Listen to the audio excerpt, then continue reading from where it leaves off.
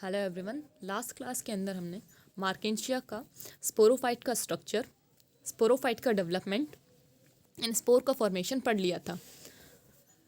End of the video हमने ये भी देखा था कि किस तरह से मार्केंशिया में स्पोर जर्मिनेट होते हैं। उसे आज रिकॉल करते हुए हम पढ़ेंगे कि मार्केंशिया का लाइफ साइकिल कैसा है, यानी कि overall life cycle, and then Anthocerotopsida जो न्यू यूनिट है आपकी 5th यूनिट, उसका सेकेंड क्लास एंथोसिरोटॉप्सिडा, ब्रायोफाइट्स की सेकेंड क्लास एंथोसिरोटॉप्सिडा, उसके कैरेक्टर्स की स्टडी करेंगे। फर्स्ट ऑफ ऑल स्टडी करते हैं मार्केंशिया में जर्मिनेशन कैसे होता है, उसे रिकॉल करते हैं एंड देन लाइफ साइकिल को कवर करते हैं।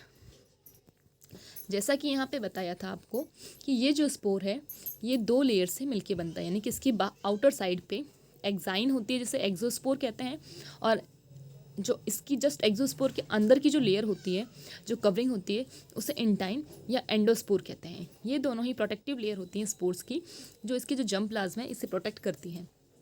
एक्सोस्पोर के ऊपर स्क्लेप्चर्ड होती है, यानी कि उसके ऊपर कोई ना कोई आकृति वगैरह बनी हुई होती हैं जो कि इसको हार्डनेस प्रोवाइड कर रही हैं, और वो थोड़ी सी हार्ड होती है और थिक होती है।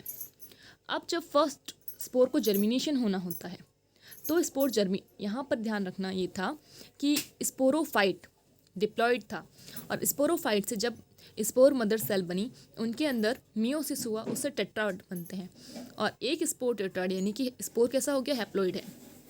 अब इसके अंदर बाकी जो डिवीज़न होंगे वो सारे माइटोसिस होंगे। तो इसमें फर्स्ट डिवीज़न होता है जिससे कि 2 सेल्स बनती हैं जो कि अनइक्वल होती हैं। लार्ज वाली सेल्स के पास में क्लोरोप्लास्ट होता है, साइज़ में बड़ी होती है, लेकिन जो स्मॉल वाली और ग्रीनिश होती है, लेकिन जो स्मॉल वाली सेल है ये नॉन ग्रीन होती है, साइज़ छोटी होती है और इसके पास क्लोरोप्लास्ट नहीं होता है। इसे राइजोइडल सेल कहते हैं। ये राइजोइडल सेल आगे ग्रोथ करते हुए क्या बनाएगी, राइजोइड्स का फॉर्मेशन करेगी। लेकिन जो ये अपर वाली सेल है, ये जो लार्ज सेल है, इसके पास क्लोरोप्लास्ट है, यानी कि ये कैसी होगी, ऑटोट्रॉफिक है एक तरह से। तो ये सेल जर्मिनेट होगी, मतलब ये सेल डिवाइड होगी, और डिवाइड होने के बाद इस तरह से बहुत सारे डिवीज़न के बाद एक प्रोटोनिमा का फॉर्मेशन करेगी, और ये प्रोटोनिमा कंटिन्यूसली डिवाइड होकर हर प्लेन में इस तरह का स्ट्रक्चर बनाएगा।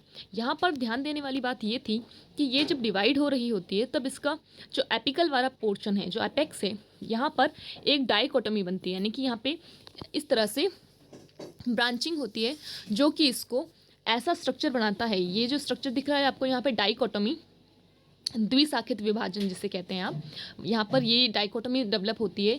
ये डाइकोटोमी इसलिए डेवलप होती है, ये जो यहाँ पे प्रोटोनिमा बन गया, ये इसलिए होता है सब कुछ ताकि जो थैलस है वो जिस तरह से बाइलोब्ड था, तो इसकी जो राइट लोब है वो राइट और लेफ्ट लोब लेफ्ट का फॉर्मेशन कर पाए और पूरा थैलस का जर्मिनेशन हो पाए, यानी कि पूरा थैलस बन पाए।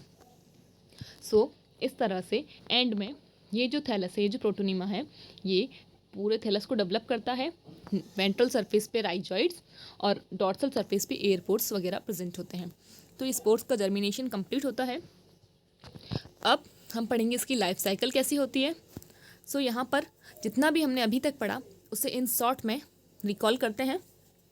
फर्स्ट ऑफ ऑल, मार्केंशिया कि डायोसिस स्पीसीज भी हो सकती है, मोनोसिस भी हो सकती है। डायोसिस का मतलब दोनों अलग अलग पे हैं, मोनोसिस का मतलब दोनों एक पे हैं। तो चलिए, हम यहाँ पर डायोसिस लिखा है लेकिन मोनोसिस भी हो सकती है, तो आप जो भी समझें कि मोनोसिस का मतलब दोनों एक पर है। तो आपको जो मेन पॉइंट ध्यान रखना है वो सिर्फ और सिर्फ मार्केंशिया पे, कि मार्केंशिया से क्या बना, मेल प्लांट, और मेल प्लांट ने क्या बनाया, एंथ्रीडियोफोर। ठीक है, एंथ्रीडियोफोर में मेल रिसेप्टिकल से, तो आपको यहाँ पर जो मोस्ट ध्यान रखना है, मैं जिन जिन पॉइंट को बोलूँ उन्हीं को आप ध्यान रखेंगे। चलिए स्टार्ट करते हैं। ओके, देखिए, सबसे पहले मार्केंशिया। इस मार्केंशिया की ओनली आपको कोई भी स्पीसीज हो, चाहे मोनोसिस हो चाहे डायोसिस हो, आपको सिर्फ मार्केंशिया याद रखना है। इससे यानी कि क्या बनेंगे, रिप्रोडक्टिव ऑर्गन। अगर डायोसिस होगी तो मेल प्लांट और फीमेल प्लांट अलग अलग होंगे, अगर मोनोसिस होगी तो सीधे ही एक प्लांट पर एंथ्रीडियोफोर, यानी कि कंक्लूजन क्या निकलना है एंड में, एंड आर्चिगोनियोफोर पर आर्चिगोनियम एंड एंथ्रीडियोफोर पर एंथ्रीडियम डेवलप होंगे। तो सिंपल सा आप यहाँ पे ये याद रखेंगे कि मार्केंशिया में एंथ्रीडियम एंड आर्चिगोनियम का डेवलपमेंट होगा, और क्योंकि ये स्टॉक्ड होते हैं इसलिए अपने अपने स्टॉक पे डेवलप होंगे, जिसे एंथ्रीडियोफोर या आर्चिगोनियोफोर कहा जा रहा है। तो जो जो हाईलाइटेड पॉइंट है उन्हें याद रखना। अब आर्चिगोनियम में एग बनेगा और एंथ्रीडियम में स्पर्म बनेगा। यहाँ पर ये याद रखना कि देखिए, ये जो मार्केंशिया का थैलस है, गैमेटोफिटिक थैलस है, ये हैप्लॉइड है। तो यहाँ पर जितने भी डिवीज़न हो रहे हैं ये सारे माइटोसिस ही हो रहे हैं, जिसे समसूत्री विभाजन कहते हैं, जिससे कि इनका नंबर जो हैप्लॉइड ही है वो मेंटेन रहती है और इनका सिर्फ नंबर ऑफ सेल्स इंक्रीज होता है, लेकिन हैप्लॉइडी मेंटेन रहती है।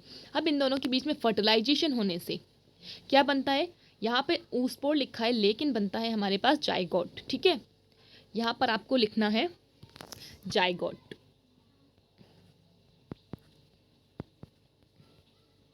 क्योंकि यहाँ जो रिप्रोडक्शन है ब्रायोफाइट्स में, सेक्चुअल रिप्रोडक्शन फेवरेबल कंडीशन में होता है, तो oospore 9 के बराबर बनता है। ठीक है, अब ये जाइगोट कैसा होता है, डिप्लॉइड हो गया। अब यहाँ पर देखिए, इस जाइगोट के अंदर डेवलपमेंट यानी डिवीज़न होंगे। वापस से कैसे डिवीज़न होंगे, माइटोसिस होंगे, जैसा कि आपको दिखाया था। वहाँ पर क्या बना था, एपीबेसल एंड हाइपोबेसल सेल, जिससे कि उन्होंने एंड में स्पोरोगोनियम को बनाया था, जो कि फुट सीटा एंड कैप्सूल में डिफ्रेंशिएटेड था।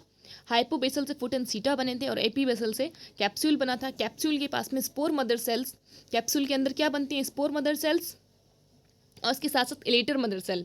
इलेटर मदर सेल कुछ जो कैप्सूल की जो एंडोथीशियम थी उससे स्पोर मदर सेल और इलेटर मदर सेल बनती है। स्पोर मदर सेल के अंदर मियोसिस होगा और इलेटर मदर सेल के अंदर माइटोसिस ही होगा, क्योंकि वो डिप्लॉयड ही रहेंगी। अब स्पोर मदर सेल्स यहाँ पर देखिए, एम्ब्रियो में डिवीज़न हुए, माइटोसिस, उससे स्पोरोगोनियम यानी कि स्पोरोफाइट बना।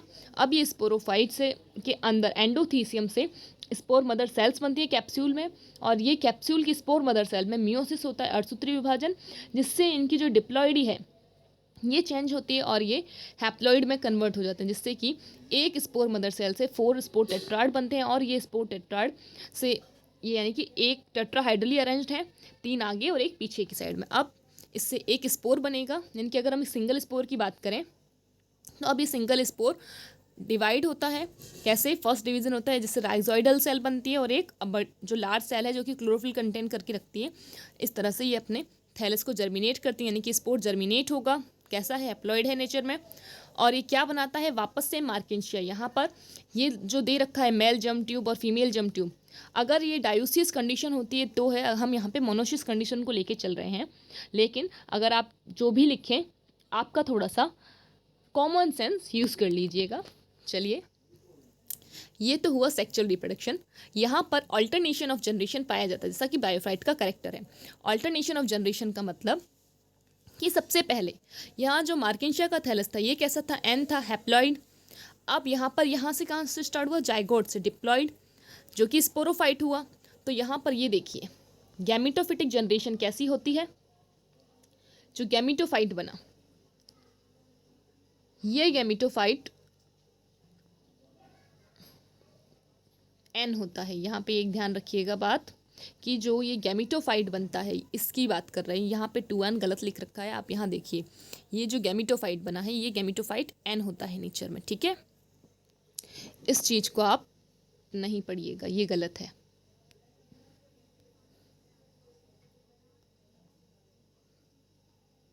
चलिए, ये गलत है, इसे ना लेते हुए यहाँ पे ये ध्यान रखिएगा कि जो गैमेटोफिटिक जनरेशन है, ये गैमेटोफिटिक जनरेशन यहाँ पर नोट कीजिए, ये है गैमेटोफिटिक जनरेशन जो कि हैप्लॉइड होती है। अब इस गैमेटोफिटिक जनरेशन से क्या बनता है, जाइगोट, जो कि स्पोरोफिटिक जनरेशन को देता है, और ये स्पोरोफिटिक जनरेशन डिप्लॉइड होती है। ठीक है, कैसी होती है, ये 2n होती है। और उसके बाद में ये स्पोरोफिटिक जनरेशन से जैसे ही स्पोर बन गया, ये फिर से किसको जर्मिनेट करते हैं, यहाँ से ये हैप्लॉइडी स्टार्ट हुई और ये वापस से इसको जन्म देंगे, यानी कि किसका जर्मिनेशन करेंगे, गैमेटोफाइट का। तो आपको सिर्फ इतना याद रखना है कि गैमेटोफाइट हैप्लॉइड होता है और गैमेट्स भी हैप्लॉइड होते हैं, फ्यूजन से जाइगोट बनता है, और स्पोरोफाइट डिप्लॉइड होता है। गैमेटोफाइट से जो गैमेट्स बनेंगे वो भी हैप्लॉइड होंगे। ठीक है, और फ्यूज़न से जो जायगोट बनेगा वो डिप्लॉइड होगा, लेकिन स्पोरोफाइट 2n से जब स्पोर्स बनेंगे वो हैप्लॉइड होंगे। तो ये स्ट्रक्चर आपको याद रखना है, इसे कॉपी में आपकी नोटबुक में अच्छे से नोट डाउन कीजिएगा, कन्फ्यूज़न ना क्रिएट हुए इसलिए। अब ये तो हुआ सेक्चुअल रिप्रोडक्शन, क्योंकि इसके अंदर अल्टरनेशन ऑफ जनरेशन मिलता था, वो ये था। हैप्लॉइडी एंड डिप्लॉइडी मेंटेन करते हैं ये, जैसे हैप्लोडिप्लॉन्टिक लाइफ साइकिल कहते हैं ब्रायोफाइट्स का। अब जब हम बात करें इसकी वेजिटेटिव रिप्रोडक्शन में कि वेजिटेटिव रिप्रोडक्शन इनका कैसे होता है, तो वेजिटेटिव रिप्रोडक्शन के अंदर देखिए यहाँ पर फर्स्ट ऑफ ऑल आपको एडवेंटेशियस ब्रांचेस के थ्रू मिलेगा। जो ये ऊपर हाइड हो रहा है वहाँ लिखा है फ्रेगमेंटेशन, ये जो यहाँ पर है यहाँ पे लिखा है फ्रेगमेंटेशन, ठीक है। अभी आपको वापस दिखा दूंगी मैं कि एडवेंटेशियस ब्रांचेस किससे बन रही थी कि पूरे थैलस में कहीं से भी बन रही थी, कोई भी बना सकता था, लेकिन आर्चिगोनियोफोर या एंथ्रीडियोफोर जो सेक्चुअल रिप्रोडक्टिव ऑर्गन है वो कभी कभी बनाते थे, जिसमें आर्चिगोनियोफोर से मार्केंशिया पामेटा में बनता था, जो कि एक इंडियन स्पीसीज है, हिमालयन रीजन पे मिलती है, ठीक है। और फ्रेगमेंटेशन का क्या सीन था, फ्रेगमेंटेशन का सीन ये था कि फ्रेगमेंट होता जाता है, और फ्रेगमेंटेशन होने से यानी कि वो धीरे धीरे करके डेड एंड डिके होता जाता है, और जब वो डाइकोटोमिस के पास पहुंचता है यानी कि जब जहाँ पर द्विशाखित विभाजन स्टार्ट है वहाँ पहुंचता है, तो दोनों ही लोब अलग अलग हो जाते हैं और दोनों के पास अपना अपना एपिकल नॉच होता है, इसलिए न्यू थैलस को जर्मिनेट कर देती हैं। तो ये था फ्रेगमेंटेशन के अंदर। अब गैमी का स्ट्रक्चर तो हमने बहुत ही अच्छे से पढ़ा है, ये कि गैमी क्या है। गैमी के अंदर एक स्ट्रक्चर डेवलप होता है जो कि मल्टी सेलुलर होता है, जिसमें बाइलेटरल सिमेट्री होती है, यानी कि अगर बीच में से डिवाइड किया जाए तो दोनों ही सेम पार्ट होंगे। और क्या होता है इनके अंदर जो स्पोर्स बनते हैं, जो गैमी बनते हैं वो गैमी गैमा कप के अंदर अटैच रहते हैं स्टॉक से, और जो कि यूनिसेलुलर होता है, ये डॉर्सल सरफेस पे प्रेजेंट होते हैं, और इनके पास में राइजोइडल सेल्स के साथ साथ ऑयल सेल्स भी होती हैं और बाकी सारी पैरेंकाइमेटल सेल्स होती हैं, यानी कि ऑटोट्रॉफिक होता है नेचर में। और इनकी दोनों ही जो नोचेस होती हैं वहाँ पर एक एक ग्रोइंग पॉइंट होता है जो कि आगे जाके थैलस का फॉर्मेशन करते हैं, यानी कि एक गैमी से आगे जाकर कितने थैलस बनते हैं, इससे एक गैमी 2 थैलस को आगे जाके फॉर्मेशन करता है।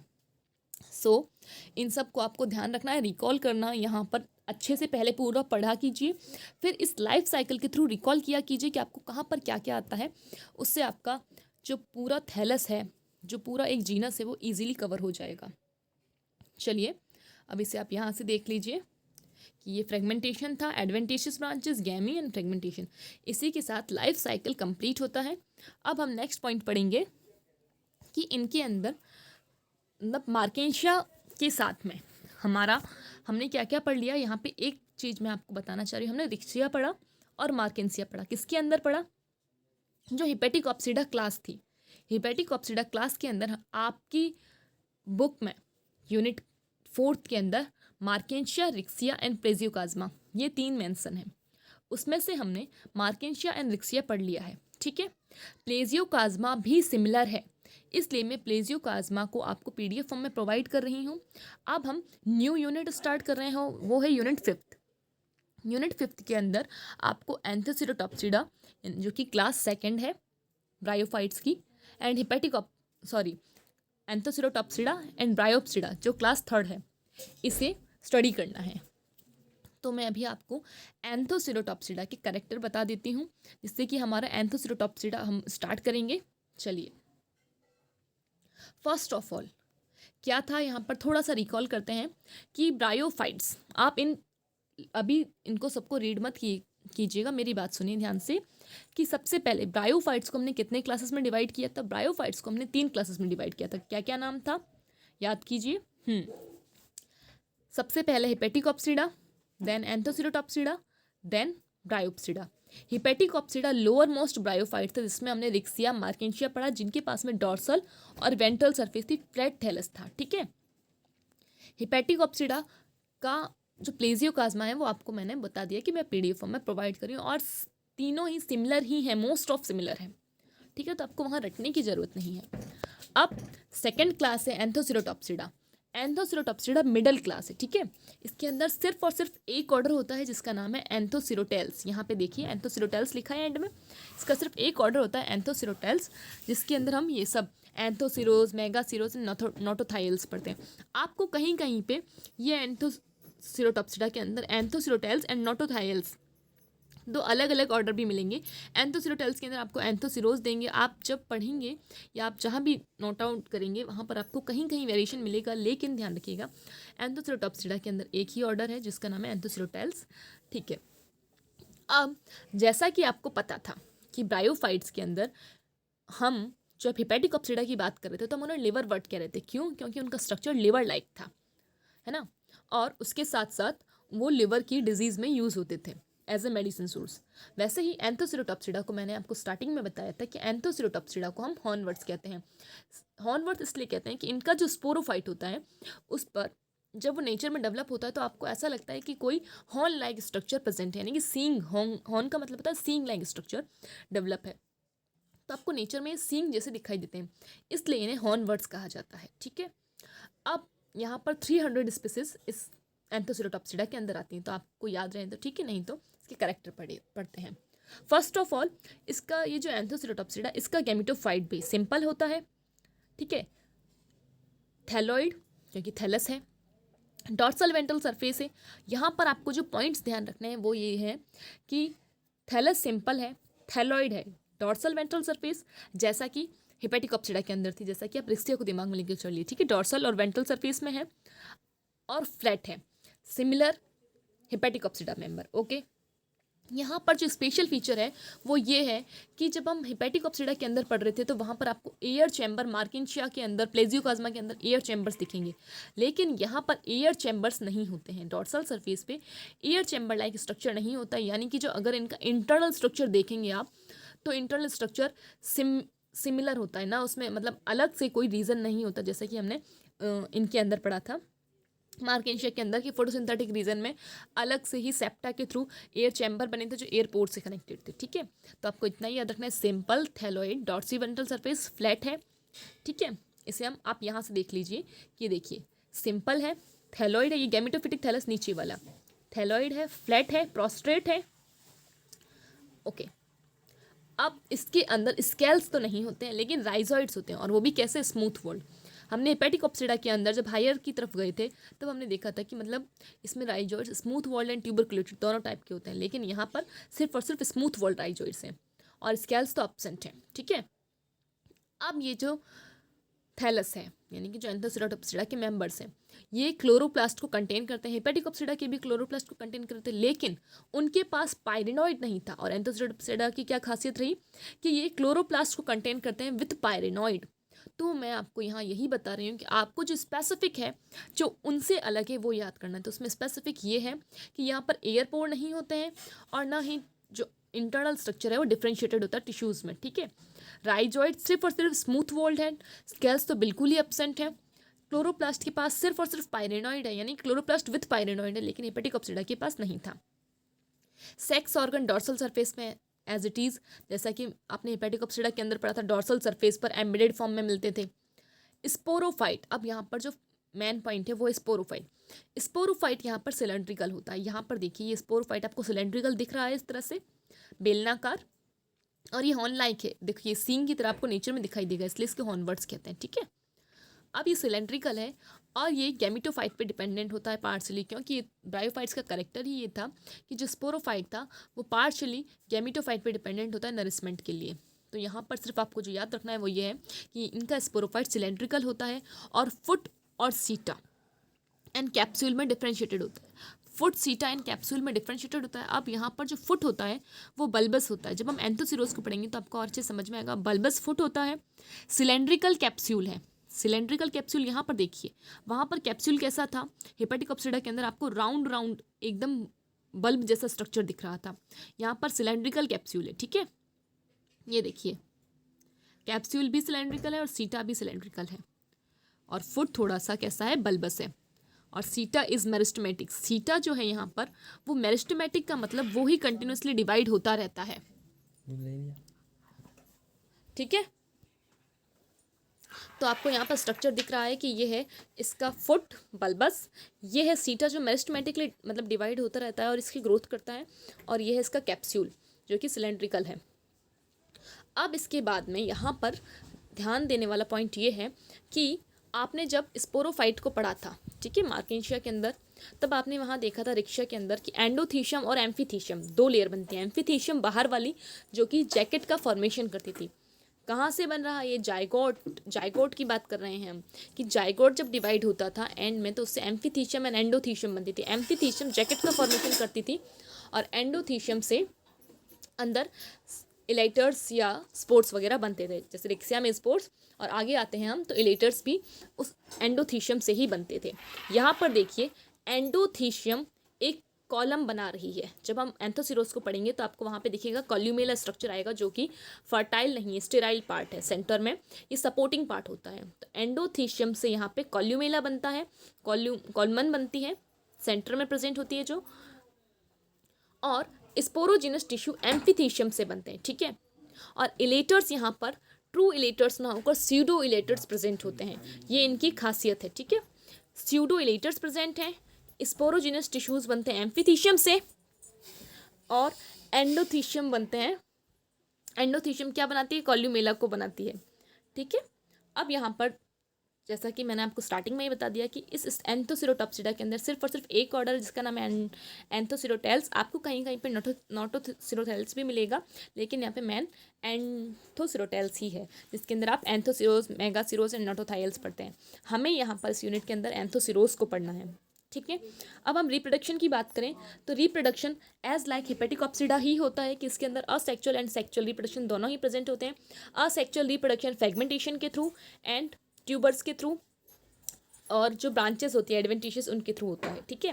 जो सेक्चुअल रिप्रोडक्शन है वो एज इट इज़ ही आर्चिगोनियम एंड एंथ्रीडियम बनेंगे। आर्चिगोनियम से एग बनेगा और एंथ्रीडियम से एंथ्रोजॉइड्स बनेंगे, जो दोनों ही फ्यूज़ होकर क्या बनाएंगे? फ्यूज़ होकर जाइगोट बनाएंगे, और वो जाइगोट जर्मिनेट होकर स्पोरोफाइट को बनाएगा, और स्पोरोफाइट डेवलप होगा एंड देन स्पोर्स का फॉर्मेशन करेगा और वो गैमीटोफाइट को बनाएगा। सो इसमें alternation of generation sexual reproduction के अंदर आपको एज इट इज़ हिपेटिकॉप्सिडा ही मिलेगी, यानी कि क्योंकि ये पूरा जो करेक्टर है ये ब्रायोफाइट्स का स्पेसिफिक करेक्टर है, अल्टरनेशन ऑफ जनरेशन। असेक्चुअल रिप्रोडक्शन भी उसकी तरह। तो आपको सिर्फ और सिर्फ यहाँ पर थोड़ा सा यहाँ ध्यान देना है कि इनका स्ट्रक्चर में क्या डिफरेंट पॉइंट है जो इन्हें हिपेटिकॉप्सिडा से अलग बनाते हैं। वो है एक हॉर्नवर्ड, दूसरा इनका जो थैलस है वो इंटरनली डिफ्रेंशिएटेड नहीं है, एयर चैम्बर्स नहीं है, उसकी डोर्सल सरफेस पे राइजोइड सिर्फ स्मूथ वोल्ड, स्केल्स बिल्कुल एब्सेंट हैं, क्लोरोप्लास्ट पायरेनॉइड को भी कंटेन कर रहा है, उसके साथ साथ सेक्स ऑर्गन तो एज इट इज़ ही है। और स्पोरोफाइट के पास में क्या है? स्पोरोफाइट फुट, सीटा और कैप्सूल में डिफ्रेंशिएटेड है, और कैप्सूल कैसा है? सिलेंड्रिकल है। एंडोथीशियम सेंट्रल पार्ट को बना रही है, कॉल्यूमेला को, जो कि एक सिर्फ और सिर्फ उसको स्ट्रेंथ प्रोवाइड कर रहा है, और उसकी जगह पे जो फर्टाइल पार्ट है स्पोरोजिनस टिश्यूज़ वो एम्फीथीशियम से बन रहे हैं। इलेटर्स भी इसमें स्यूडो टाइप के हैं, और इसके अंदर सिर्फ और सिर्फ एक ऑर्डर है एंथोसिरोटेल्स, जिसके अंदर हम बाकी सब पढ़ते हैं।